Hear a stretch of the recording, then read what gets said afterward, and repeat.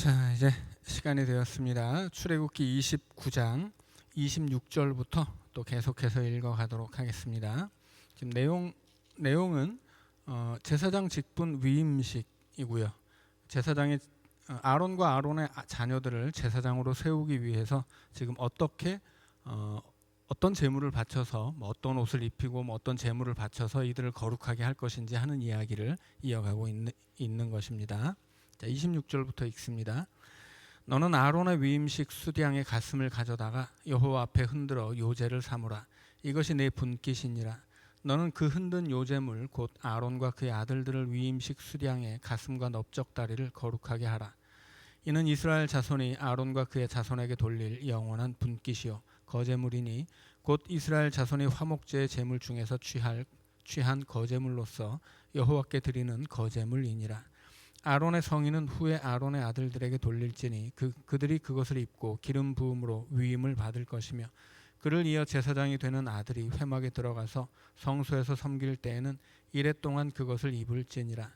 너는 위임식 순양을 가져다가 거룩한 곳에서 그 고기를 삶고 아론과 그의 아들들은 회막 문에서 그 순양의 고기와 광주리에 있는 떡을 먹을지라. 그들은 속죄물 곧 그들을 위임하며 그들을 거룩하게 하는 데 쓰는 것은 먹되 타인은 먹지 못할지니 그것이 거룩하기 때문이라.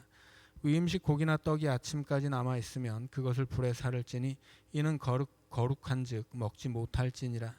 너는 내가 네게 한 모든 명령대로 아론과 그의 아들들에게 그같이 하여 이레 동안 위임식을 행하되 매일 숫송아지 하나로 속죄하기 위하여 속죄제를 드리며 또 제단을 위하여 속죄하여 깨끗하게 하고 그것에 기름을 부어 거룩하게 하라. 너는 이레 동안 제단을 위하여 속죄하여 거룩하게 하라. 그리하면 지극히 거룩한 제단이 되리니 제단에 접촉하는 모든 것이 거룩하리라. 자, 38절부터는 매일 드리는 번제에 관한 이야기입니다. 내가 제단 위에 드릴 것은 이러하니라. 매일 1년 된 어린 양 2마리니 한 어린 양은 아침에 드리고 한 어린 양은 저녁 때에 드릴지며 한 어린 양에 고운 밀가루 10분의 1 에바와 찌은 기름 4분의 1 흰을 더하고 또 전제로 포도주 4분의 1 흰을 더할지며 한 어린 양은 저녁 때에 드리되 아침에 한 것처럼 소제와 전제를 그것과 함께 드려 향기로운 냄새가 되게 하여 여호와께 화제로 삼을지니 이는 너희가 대대로 여호와 앞 회막문에서 늘 드릴 번제라. 내가 거기서 너희와 만나고 네게 말하리라. 내가 거기서 이스라엘 자손을 만나리니 내 영광으로 말미암아 회막이 거룩하게 될지라. 내가 그 회막과 제단을 거룩하게 하면 아론과 그의 아들들도 거룩하게 하여 내게 제사장 직분을 행하게 하며 내가 이스라엘 자손 중에 거하여 그들의 하나님이 되리니 그들은 내가 그들의 하나님 여호와로서 그들 중에 거하려고 그들을 애굽 땅에서 인도하여 낸 줄을 알리라. 나는 그들의 하나님 여호와니라.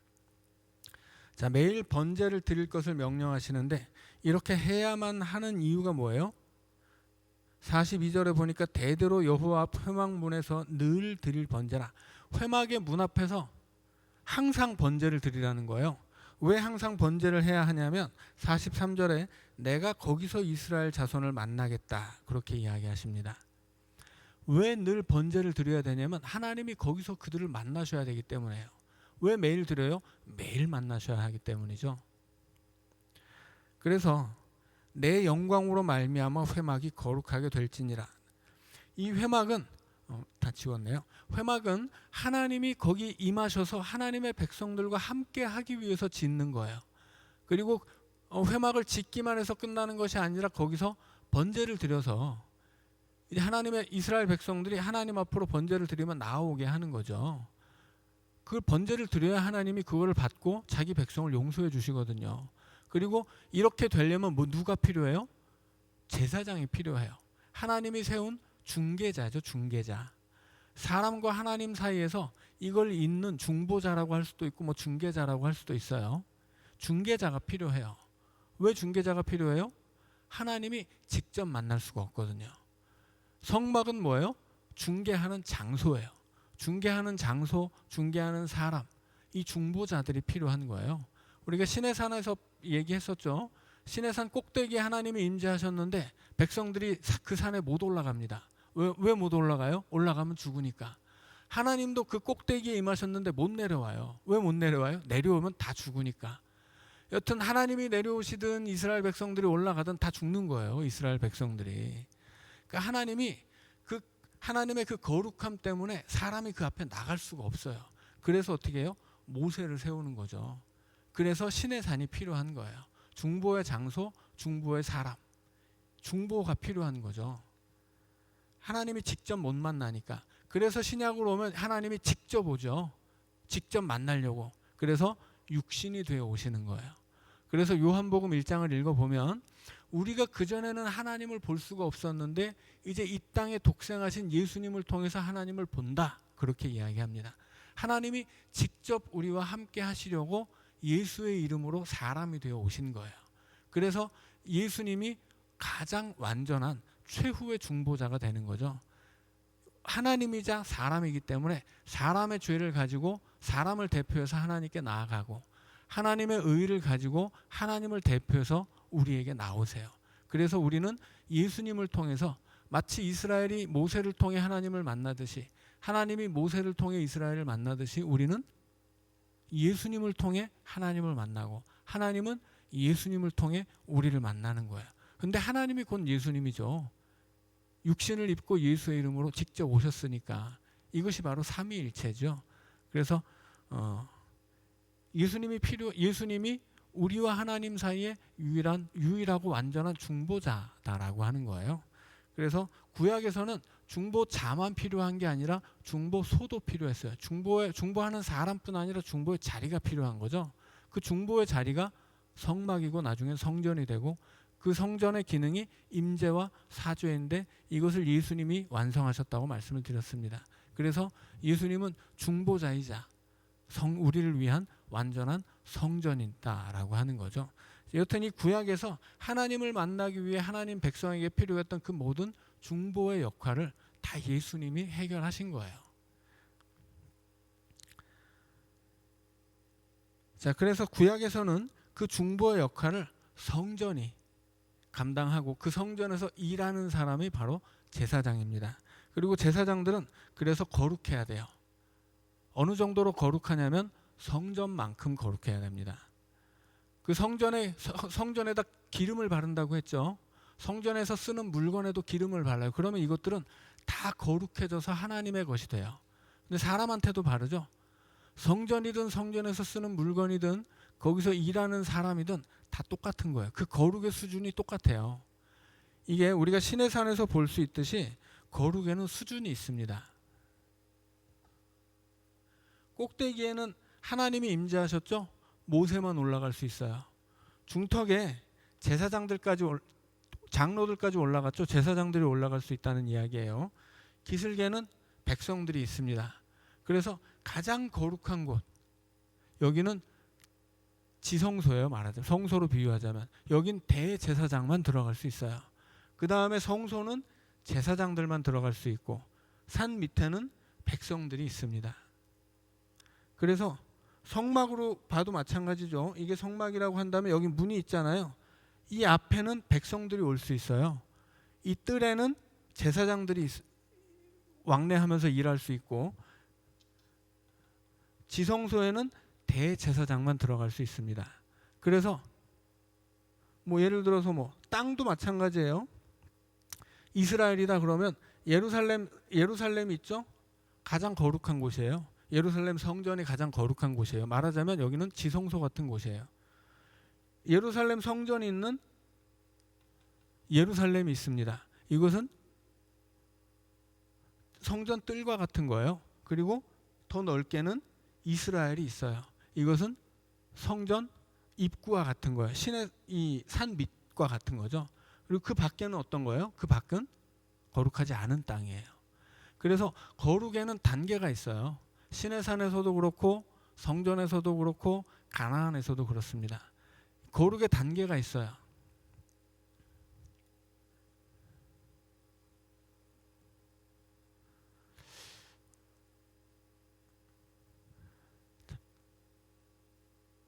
이 거룩의 단계에서 가장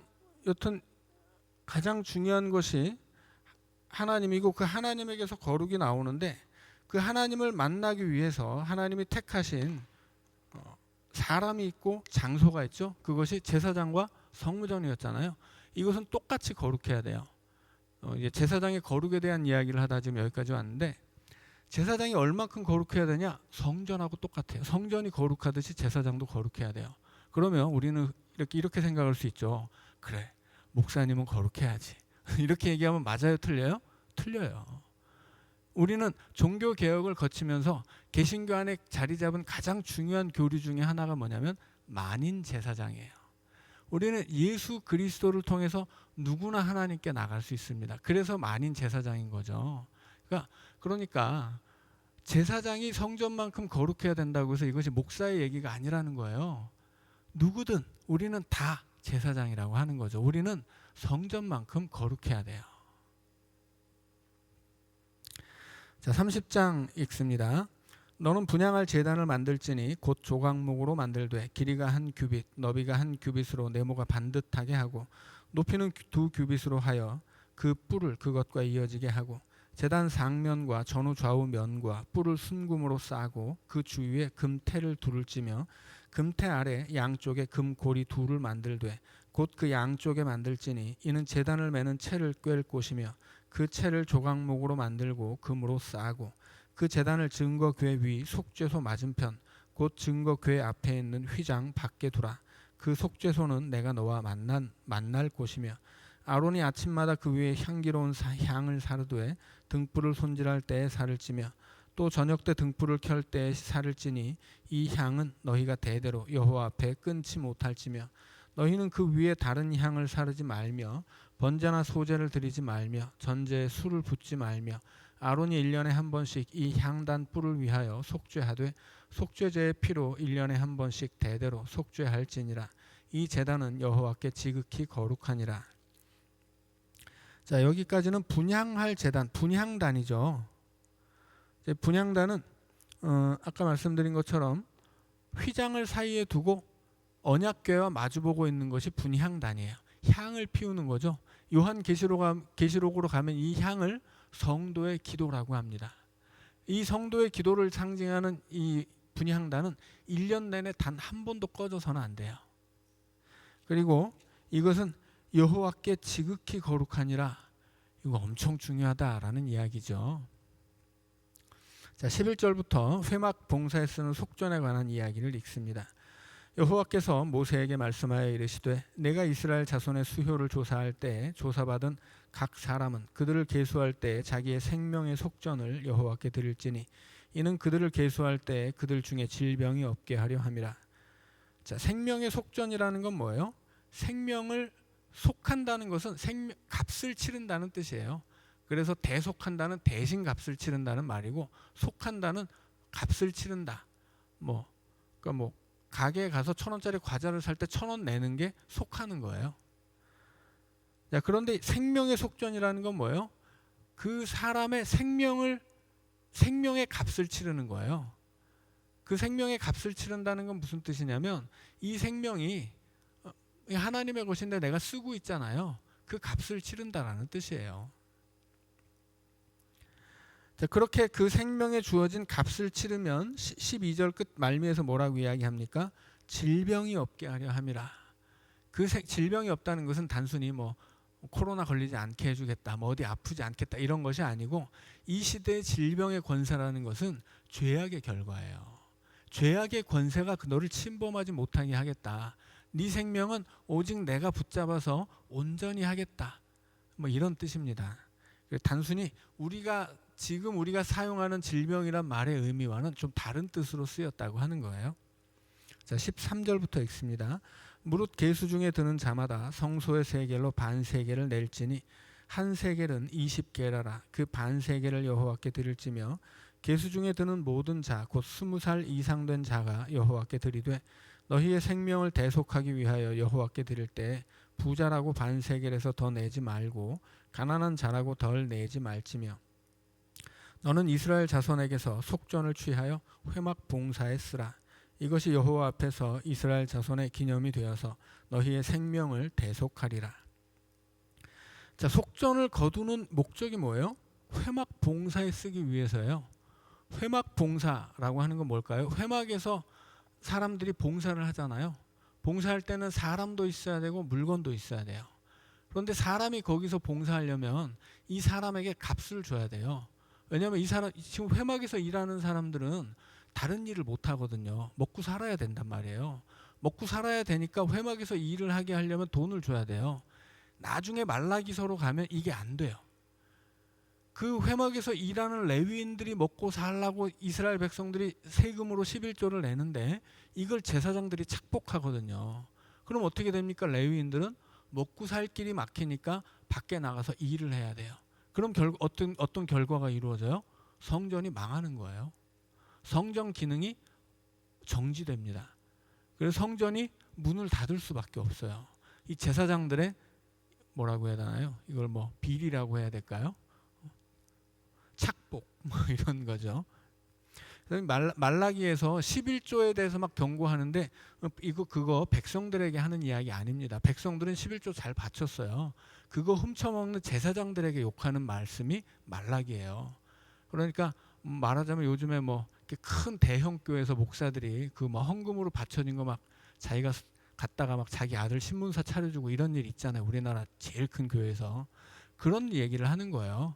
그러면 아주 저주를 받아 망할 줄 알아라 이렇게 욕하는 거거든요. 결국은 이 이스라엘 안에서 회막을 위해서 11조도 내고 속전도 바치고 뭐 각종 세금도 있어요. 이 모든 것은 무엇을 위해서냐면 이스라엘이라고 하는 민족 공동체를 신앙 공동체로 만들기 위해서예요. 이스라엘이라는 민족 공동체가 신앙 공동체가 되기 위해서 뭐가 필요해요?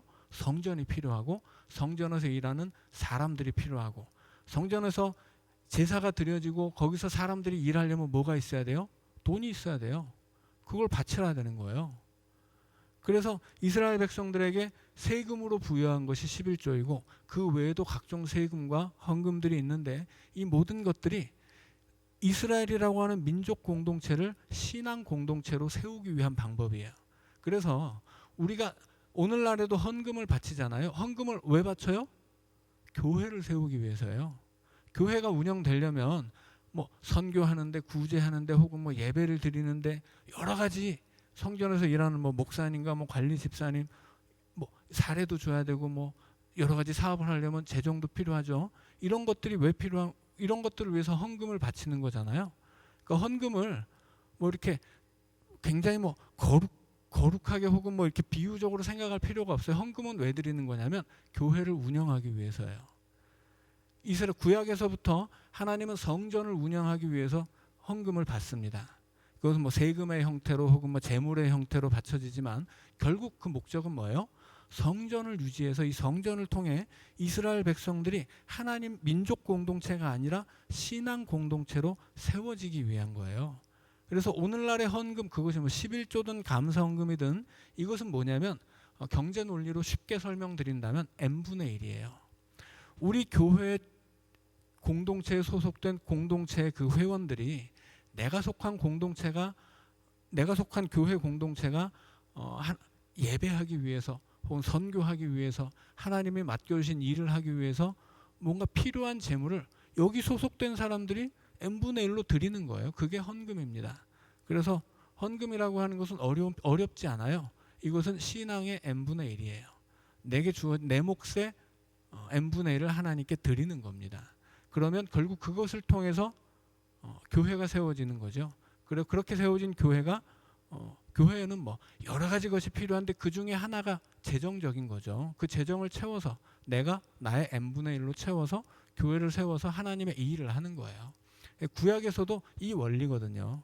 구약에서도 성전에 이렇게 많이 막 세금도 바치고 헌물도 바치고 제사할 땐 또 제물도 드려서 이렇게 드리는 이유는 뭐예요? 결국은 이 성전이 똑바로 세워져서 성전의 역할을 바르게 수행할 수 있도록 하는 데 목적이 있습니다.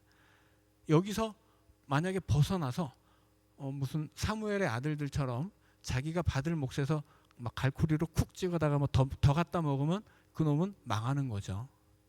그런데 이스라엘 역사를 보듯이 뭐 제사장이 그것을 착복한다던가 혹은 뭐 백성들이 그것을 드리지 않는다던가 이런 성전이 문을 닫게 되면 어떻게 되는 거예요? 결국은 이스라엘 백성은 신앙 공동체로 설 수가 없는 것입니다. 그래서 이렇게 성전에 바쳐지는 그 많은 것들이 무엇을 위한 것인가? 이것은 이 성전 제도를 유지해서 이스라엘이라는 민족 공동체를 하나님의 백성이라는 신앙 공동체로 세우기 위함이다라고 하는 걸 외우고 계시면 됩니다. 자, 17절부터 읽습니다. 여기는 이제 놋 물두멍에 관한 이야기죠. 여호와께서 모세에게 말씀하여 이르시되 너는 물두멍을 놋으로 만들고 그 받침도 놋으로 만들어 씻게 하되 그것을 회막과 제단 사이에 두고 그 속에 물을 담으라. 아론과 그의 아들들이 그 두멍에서 수족을 씻되 그들이 회막에 들어갈 때에 물로 씻어 죽기를 면할 것이요 제단에 가까이 가서 그 직분을 행하여 여호와 앞에 화제를 살을 때에도 그리할지니라. 이와 같이 그들이 그 수족을 씻어 죽기를 면할지니 이는 그와 그의 자손이 대대로 영원히 지킬 규례니라. 자, 수족을 씻지 않으면 어떻게 됩니까? 죽습니다.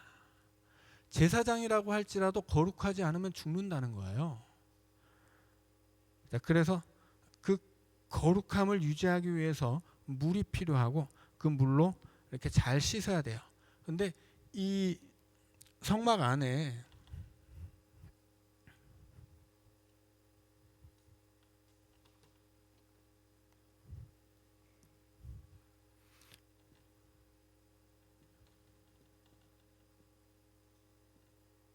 자, 이게 이제 성막 모형의 설계도죠. 이게 물두멍이에요. 여기서 이제 제단에서 그 제물을 바치고 막 불을 지르면 어떻게 되겠어요? 손에 끓음이 묻겠죠. 피도 묻을 거 아니에요. 그러면 여기를 수시로 왔다 갔다 하면서 여기다 씻어야 돼요. 이거 안 씻으면 어떻게 된다고요? 죽는다고요. 죽지 않으려면 어떻게 해야 됩니까? 여튼 수시로 씻어야 돼요. 수시로. 이게 회개예요. 우리의 거룩함을 유지하기 위해서 수시로 해야 되는 건 뭐예요? 그 죄를 씻는, 죄의 더러움을 씻는 것, 그게 회개예요. 수시로 씻어야 돼요. 일주일에 한번 예배 드릴 때만 하나님 내가 잘못했습니다. 이 한마디로 씻으면 잘 안 씻겨 나가거든요. 우리는 자꾸 씻어야 돼요. 이거 말 몇 마디로 씻겨지는 게 아니기 때문에 마음이라는 건 뭐 이렇게 비누로 씻을 수 있는 게 아니죠. 결국은 이 마음에 묻은 것들을 내가 끊임없이 점검하고 경계하고 두려워할 줄 알아야 돼요. 자, 그래서 회개가 수시로 이루어지지 않으면 거룩할 수 없는 거죠. 그러면 우리는 뭐 예수님이 우리 대신 죽었기 때문에 참 다행이지 구약에서는 그러면 죽었어요 바로. 그러니 얼마나 우리는 감사해요. 자, 22절부터 읽습니다. 자, 여기 이제 그 아까 얘기했던 관유를 만드는 방법이 나옵니다. 그래서 22절부터 33절까지는 바르는 거룩한 향 기름이 나오고 34절부터 38절까지는 태우는 향 기름이 나옵니다. 자, 22절부터 읽죠. 여호와께서 모세에게 또 말씀하여 이르시되 너는 상등 향품을 가지되 액체 모략 500세겔과 그 반수의 향기로운 육개 250세겔과 향기로운 창포 250세겔과 계피 500세겔을 성소의 세겔로 하고 감람 기름 한 흰을 가지고 그것으로 거룩한 관유를 만들되 향을 제조하는 법대로 향기름을 만들지니 그것이 거룩한 관유가 될지라. 너는 그것을 회막과 증거궤에 바르고 상과 그 모든 기구이며 등잔대와 그 기구이며 분향단과 및 번제단과 그 모든 기구와 물두멍과 그 받침에 발라 그것들을 지극히 거룩한 것으로 구별하라. 이것에 접촉하는 것은 모두 거룩하리라. 너는 아론과 그의 아들들에게 기름을 발라 그들을 거룩하게 하고 그들이 내게 제사장 직분을 행하게 하고 이스라엘 자손에게 말하여 이르기를 이것은 너희 대대로 내게 거룩한 관유니 사람의 몸에 붙지 말며 이 방법대로 이와 같은 것을 만들지 말라. 이는 거룩하니 너희는 거룩히 여기라. 이와 같은 것을 만드는 모든 자와 이것을 타인에게 붓는 모든 자는 그 백성 중에서 끊어지리라 하라. 자, 관유를 만들고 이걸 어떻게 사용하는지 말씀했죠. 그 다음에 이거 함부로 만드는 사람 또 이걸 만들어서 누군가에 붓는 사람 끊어진다. 이스라엘 백성에서 쫓아내겠다. 뭐 이런 뜻이죠. 자, 34절 말씀부터 읽습니다. 여호와께서 모세에게 이르시되 너는 소합향과 나감향과 풍자향의 향품을 가져다가 그 향품을 유향에 섞되 각기 같은 분량으로 하고 그것으로 향을 만들되 향 만드는 법대로 만들고 그것에 소금을 쳐서 성결하게 하고 그 향 얼마를 곱게 찌어 내가 너와 만날 회막 안 증거궤 앞에 두라. 이 향은 너희에게 지극히 거룩하니라. 내가 여호와를 위하여 만들 향은 거룩한 것이니 너희를 위하여는 그 방법대로 만들지 말라. 냄새를 맡으려고 이 같은 것을 만드는 모든 자는 그 백성 중에서 끊어지리라. 앞에 나온 향 기름이 바르는 거라면 이제 뒤에 34절 뒤에 나오는 향은 태우는 거예요. 그래서 이것은 이제 분향단에서 향이 올라가도록 연기를 만들도록 이제 태우는 거죠. 자, 31장부터 또 읽습니다. 여호와께서 모세에게 말씀하여 이르시되 내가 유다 지파 훌의 손자요 우리의 아들인 부살레를 지명하여 부르고 하나님의 영을 그에게 충만하게 하여 지혜와 총명과 지식과 여러 가지 재주로 정교한 일을 연구하여 금과 은과 노수로 만들게 하며 보석을 깎아 물리며 여러 가지 기술로 나무를 새겨 만들게 하리라. 내가 또 단 지파 아하사막의 아들 오홀리압을 세워 그와 함께 하게 하며 지혜로운 마음이 있는 모든 자에게 내가 지혜를 주어 그들이 내가 네게 명령한 것을 다 만들게 할지니 곧 회막과 증거궤와 그 위에 속죄소와 회막의 모든 기구와 상과 그 기구와 순금 등잔대와 그 모든 기구와 분향단과 번제단과 그 모든 기구와 물두멍과 그 받침과 제사직을 행할 때에 입는 정교하게 짠 의복 곧 제사장 아론의 성의와 그의 아들들의 옷과 관유와 성소의 향기로운 향이라. 물은 내가 네게 명령한 대로 그들이 만들지니라. 자, 이제 사람을 또 지정해서 부살렐과 오홀리압을 지정해서 그들을 이제 이 두 사람이 다 만든다는 게 아니고 이 사람들이 사람들을 이끌고 만드는 이 대표자가 되는 거죠. 자, 여기까지가 이제 하나님이 이렇게 성막을 만들어라, 이렇게 제사장을 세우고 이렇게 제사장의 옷을 만들어 입어라 명령하신 거예요. 이제 뒤로 가면 그렇게 실제로 이제 만들었다, 그렇게 만들어 입었다, 뭐 그렇게 했다 이런 이야기들이 이제 나올 겁니다. 그리고 이 모든 이렇게 하나님이 시내산에서 처음에 10계명으로 시작해서 여러 가지 계명을 가르치시고 그 다음에 성막의 설계도를 가르쳐 주시고 제사장의 입을 옷까지 가르쳐 주신 다음에 그 다음에 마지막 마무리가 뭐예요? 안식일 이야기예요. 자, 그만큼 안식일은 중요합니다. 안식일은 무엇과 같냐면 마치 지성소와 같아요. 유대인들은 안식일을 시간의 지성소라고 불렀습니다. 그 시간에 하나님이 계시다라고 하는 거예요. 그래서 안식일에는 하나님을 만나는 시간이에요. 오늘 우리가 함께 읽을 이 15절에서도 엿새 동안은 일해라. 대신에 안식일에 일하는 자는 누구든지 반드시 죽을 줄 알아라. 엿새 동안은 나의 날이에요. 내가 열심히 내 삶을 위해 일해야 되는 날이에요. 그런데 안식일은 하나님의 날이에요. 그날은 우리가 시간의 지성소에 들어가서 하나님을 만나야 하는 날입니다. 그래서 안식일이 중요한 거예요.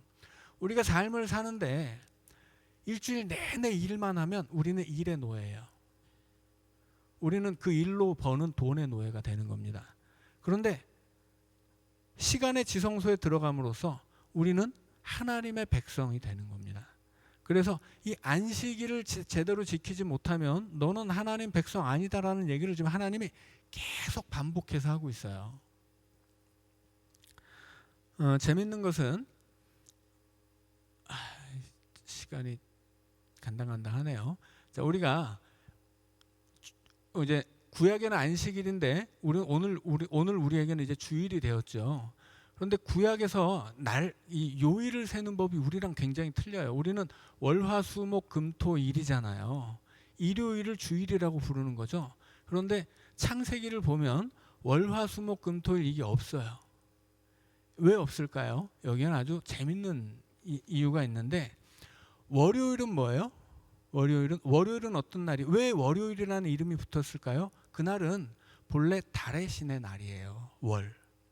일요일은 뭐예요? 태양신의 날이에요. 목요일은 뭐예요? 나무신의 날이에요. 수요일은 물신의 날. 이게 옛날에는 지금처럼 월화수목금토일이라는 명칭은 없었지만 지금과 똑같지는 않았지만 굉장히 옛날부터 있었던 명칭이 월화수목금토일이에요. 그래서 고대 어떤 나라는 이 중에 5개만 쓰기도 했고 어떤 때는 순서를 바꾸기도 했지만 월화수목금토일이라고 하는 이 요일의 명칭은 우리가 상상하는 것보다 훨씬 더 오래된 이야기예요. 그런데 성경은 하나님이 창조하신 첫째 날을 월요일이라고 부르지 않아요. 혹은 뭐 일요일이라고 부르지도 않죠. 월요일이라고 부르지 않아요. 뭐라고 불러요? 첫째 날. 넘버링을 붙여요. 첫째 날, 둘째 날, 셋째 날. 무슨 얘기예요? 달의 신의 날, 달의 신 우리는 인정하지 않는다, 그런 얘기예요. 왜 인정하지 않아요? 달은 하나님이 만든 피조물에 불과하기 때문이에요. 이 세상 사람들은 해를 신으로 섬겨요. 근데 창세기는 뭐라고 얘기해요? 저 해는 하나님이 만든 거예요. 말 한마디로. 저 해는 신이 아니라 하나님의 말씀 한마디로 딱 하늘에 떠서 만들어진 게 그게 해예요. 그러니까 해 신의 날은 인정하지 않는 거죠. 그래서 해 신의 날을 인정하지 않고 첫째 날이라고 부르는 거예요. 일곱째 날은 무슨 날이에요? 안식일이에요. 그날은 하나님이 쉬신 날이기 때문에 우리도 그 하나님의 쉼에 동참하는 날입니다. 그래서 안식일은 하나님의 날이고 다른 날들은 누구의 날이 없어요. 그냥 첫째 날, 둘째 날이에요. 그런데 오늘 우리는 어떻게 쉬어요? 오늘 우리는 월화수목금토일이라고 쉬어요. 그런데 재밌는 게 공산주의 국가들은 월화수목금토일이라고 안 쉬어요. 공산주의 국가들은 첫째 날, 둘째 날, 셋째 날 이렇게 넘버링을 붙여요. 재밌는 거죠. 미국 같은 경우에 기독교 국가인데 썬데이, 먼데이 뭐 이렇게 하잖아요. 그 고대로부터 내려오는 그 우상 숭배의 그 명칭을 그대로 써요. 대신에 공산주의 국가들은 그런 것을 인정하지 않고 순서대로 하죠. 이걸 왜 인정하지 않냐면 공산국가에서는 이게 미신이기 때문에 그래요.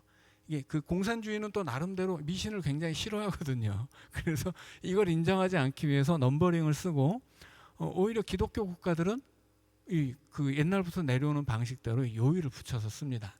근데 신앙적으로 따지면 이거 뭐 굳이 뭐 신앙적으로 따질 일은 아닌데 이것의 어떤 이게 어디서 유래했는가를 살펴보면 그렇게 아주 옛날부터 우상을 섬기던 그 고대 유럽의 그 고대 국가에서부터 내려온 전통이에요. 그런데 이것을 그 이스라엘이라고 하는 아주 작은 약소 국가, 더군다나 나중에 생긴 후발 국가에서 이렇게 그 시대를 관통하고 있었던 이 신의 이름을 다 갖다 버리고 우리는 그런 거 인정 안 해. 우리는 첫째 날이야. 이렇게 얘기해 버리는 게 그 시대에 얼마나 놀라운 일이었는지를 알아야 돼요.